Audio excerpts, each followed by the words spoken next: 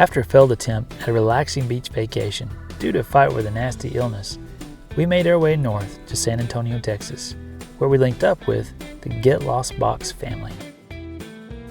With Overland Expo West kicking off in just a few days, we were teamed up and making time through West Texas on our way to Flagstaff, Arizona for the event. Instead of taking the direct route, we had plans for a bit of a side trip through the heart of the Gila National Forest to see what kind of adventure we could find. After several hours of travel, it was time for our first challenge, finding a place to camp in West Texas.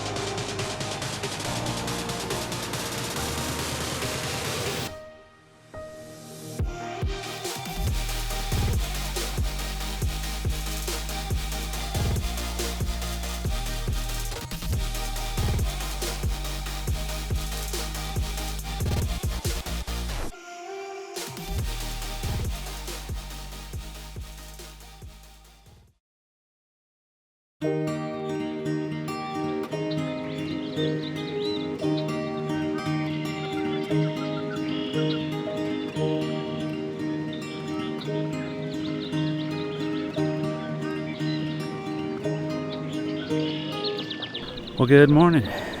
We just wrapped up a night at Balmorhea Lake here in Texas. And if you're ever traveling across Texas, you know it can be hard to find camping spots. So here's one for you. Check it out. Now, it's not a luxury spot. There's not a lot of amenities or bathrooms or anything like that. But, I mean, you got a pretty cool lake here. I would go to the west side of the lake. There's more secluded areas like you see behind me here in the Salt Cedars. Back on the other side is kind of the party section, and they're pretty serious about it, so if you come in on the weekend, just be forewarned. But we're fixing to get going here. The goal is we want to get over to the Gila National Forest, maybe go see some of the cliff dwellings. I hear tell there's some hot springs over there, so you know, we're kind of suckers for hot springs. So we're going to get on the road and see what's next. The road to the expo.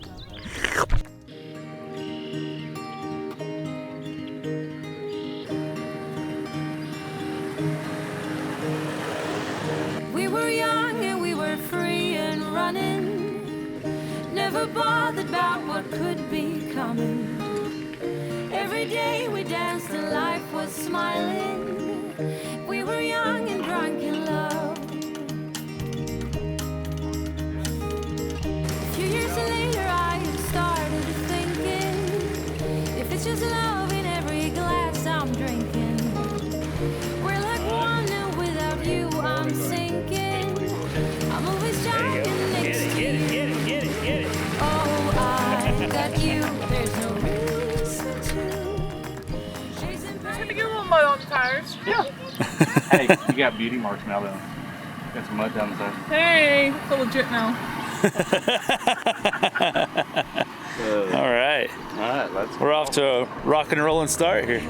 It's been afraid of changes, but you show me life is full of faces. Sometimes clouds got in our favorite places, but we were young and unaware. Oh, I got you, there's no reason to chasing payment on my own, 'cause you're here to stay every night and day. I'm delighted 'cause I got you. La la la la la la la la la la.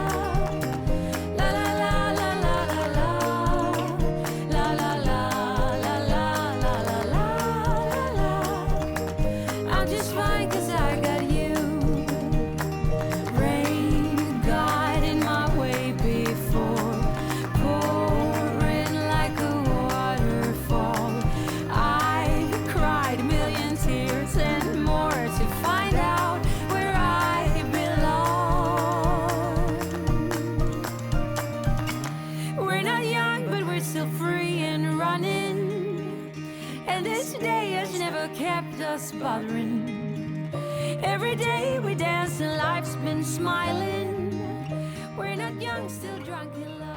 What an awesome day. Happy Mother's Day, by the way. It's going to be belated by the time you see this. But, man, that was a good day. We left Texas at a decent time this morning and drove about 6 or 7 hours up here to Silver City. Took the ladies out for Mother's Day dinner. We tried to go get a spot at the Hot Springs campground, but they were all taken. So turned around, came back down the mountain a little ways, and we're actually in one of the National Forest campgrounds. It's the Gila National Forest campground. I don't remember which one it is because we went into about 3 before we decided on this one.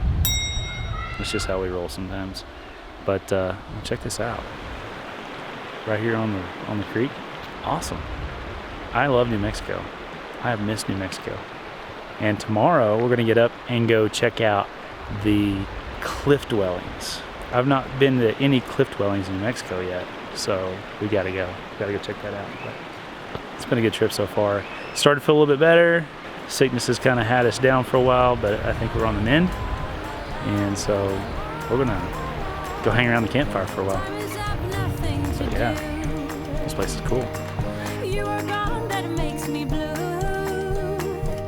But here he comes to take me to.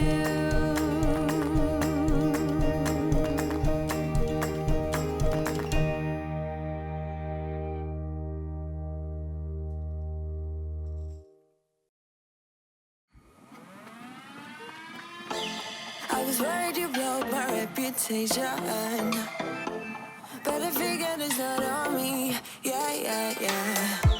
The way you're making me shiver, your hands on myself, I keep pulling the trigger. Alright, just wear a finger for people like them. Oh no. Well, darling, on my mind, I'm feeling so fly up in the zone now. I'm like a golden crown, whirling high up in the sky. Oh, it's the way you make me feel so good, feel so good right now. It's the way you make me feel so good.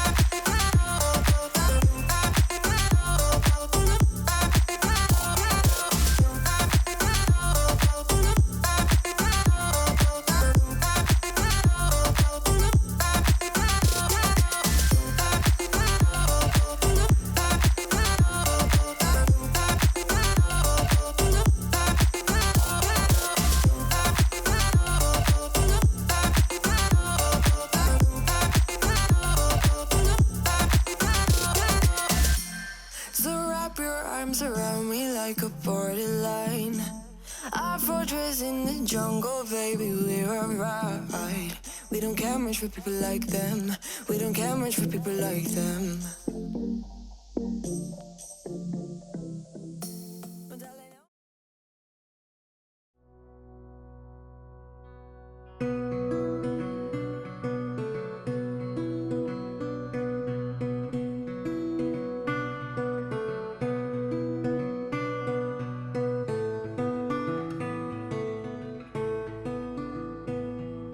Over 700 years ago, a small community of hunter-gatherers made their way to these cliffs in southwest New Mexico and built a series of rooms and structures within the confines and shelters of the caves etched into the side of the mountain. Very little is known about these people, and researchers are still unsure why this nomadic people decided to leave the traditional life of the desert floor and fortify themselves within the mountainside. What they do know is that the community was made up of approximately 10 to 15 families of the Mogollon culture and subsisted on a combination of hunting, gathering, and cultivating, as evidence shows farming activity on the nearby mesa tops. It is estimated that their daily diet was 50% meat and 50% vegetables, including mule deer, elk, rabbits, corn, squash, and beans, along with nuts and berries from the surrounding forests. There is even a granary where their crops were stored. There are still corn cobs remaining that are hundreds of years old. As we walked the crooked halls and immersed ourselves into what it must have felt like living in these walls, the National Park volunteers shared many interesting facts about the people that lived here, including a very sad note about a discovery made by early researchers. A baby girl, really small, about this big, and she was wrapped in a rabbit skin like blanket, and she was mummified. Wow. And they sent it back to the Smithsonian, and it's back there on display. Oh, cool. And it was actually in the bedroom of this room. And you know, the family said they wanted to keep her close, I'm sure. Wow. One last mystery that has left researchers scratching their heads for years is the fact that after all the effort spent to build this impressive set of structures, and then 20 years of life within the sheltered confines, they simply left. No one knows exactly why, though some viable reasons are drought, disease, or perhaps a spiritual leader's decision. Or maybe, after 20 years in the same spot, they simply decided it was time to see something new. We can understand how that feels.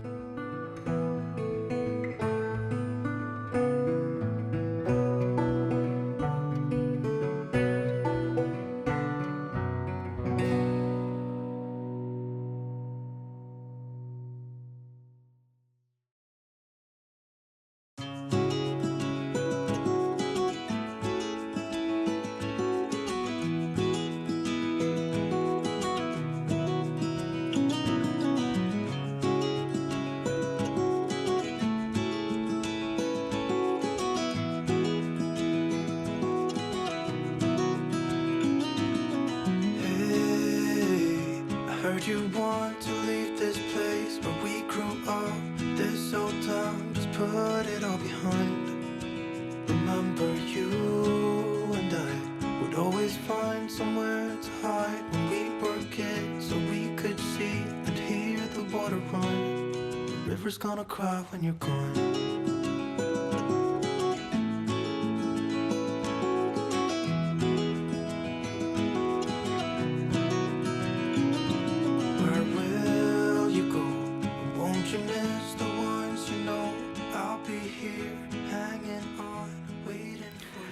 Man, it's been all... Made a little trip up here. It's been an awesome day. I did not expect the cliff dwellings to be so mind-blowing. You know, you get in there and you think about the people that's stood where you're standing and lived where you're exploring hundreds and hundreds of years ago, and it's interesting. I'd like to meet those people at some point, because I'd like to hear why it was that they built their houses up inside these caves. The strange thing is, they only lived there for like 20 years. It's kind of funny that this nomadic people who travel from point to point to point would just one day decide, hey guys, let's go up in this cave and build a stone house. They said that there were probably 12 or 13 families that actually lived in this small community up inside the cliffs. And that's probably pretty tight quarters when you think about how many people that would actually be. So I can understand why they were building walls between each of the rooms, because that would probably get a little bit old when you're inside a cave and get kids screaming and playing back and forth. Interesting point, though, that might be why they actually moved away, is because there's a lot of steep drop-offs up there. And if you had a 3 or 4 year old that was just running around, it might have, I don't know. Maybe that's why they left. They thought, this is not so good. So yeah, the Magoyan is how they pronounced it. Interesting people, not much known about them. But I had a blast. I thought that was really, really cool. It's beautiful up in there as well. So tonight we are in the Gila National Forest. We got camp set up right down here just off the Forest Service Road. And we're getting ready to cook some chili. Hopefully it's going to get cool here in a little bit, and get a campfire going and just hang out with Caleb and Clarissa and their kids. And it's been an awesome trip. We're probably going to have to wrap this up early in the morning, though, because Expo is sneaking up on us. I did not expect time to go by as quick as what it has, but here it is. It's Tuesday evening, and we really got to get to Phoenix and take care of a few things, pick up a few things, and then buzz on up to Flagstaff on Thursday to get our booth set up there at the Turtleback Trailer booth. So yeah, it's been a fun trip. I've really enjoyed it. Thanks at Get Lost Box family for riding along with us. We've had a blast, and we look forward to traveling with you again. If you have the chance, guys, check out Gila National Forest. So much to do. I think it's like 3.3 million acres or something like that. Don't quote me, but I think that's what it is. Campgrounds everywhere, like free campgrounds. So you're not really searching that hard for a place to camp. So it makes it really easy to get in. And then, like I said, the cliff dwellings are just, just watch your kids, don't let them fall. So anyhow, I'm getting hungry. So let's head back to camp and gobble up some chili. By the way, I have been sick for like 6 days now, and my ears are like I still have the toilet paper. My ears are like stopped up. Like I can't hear. It's just like ringing. So a bear could sneak up on me really easy right now. So yeah, I've never had that problem before. But we're learning really quickly that you got to take care of your body out here.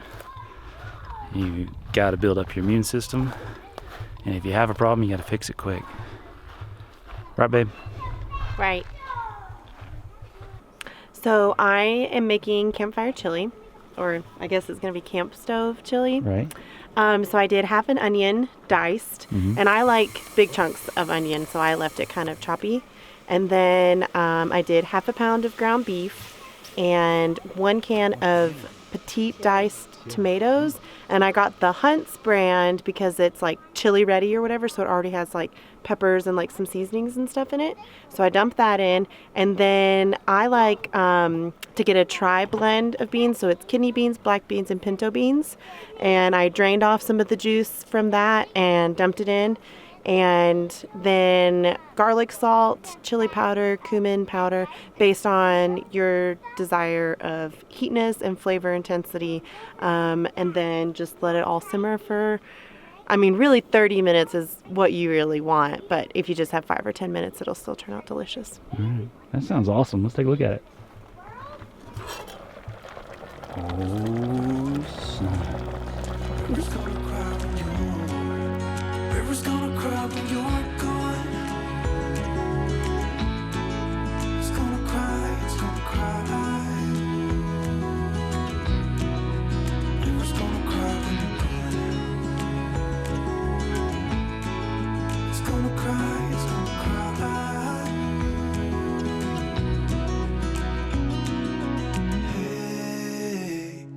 Would you want to leave this place where we grew up? This old town, just leave it all behind. The river's gonna cry when you're gone.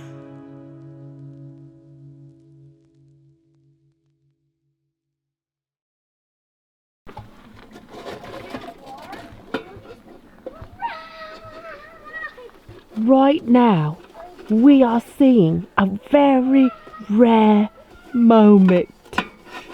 This here, ladies and gentlemen, is the rarest of the rarest cleaning husband. Now, when this happens, you don't want to sneak up on it and scare it, because you want it to finish the dishes first. Hi.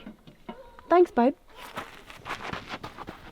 That's what I'm talking about. You have to be really careful with the rare cleaning husbands.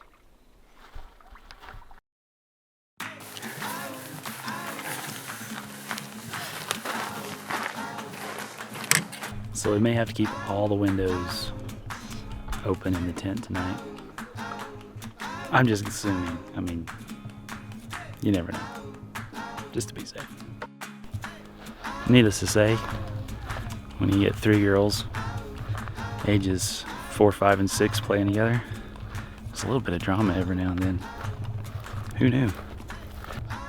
This is the real life part of it. Let's go see who's mad at who. It's like a soap opera. Soap opera that nobody would watch. And that was the story. The end. Good job. I mean, it was actually real. This is based on a true story? Yep. Man. Yeah, we just went and did it. Hey, let's do it again.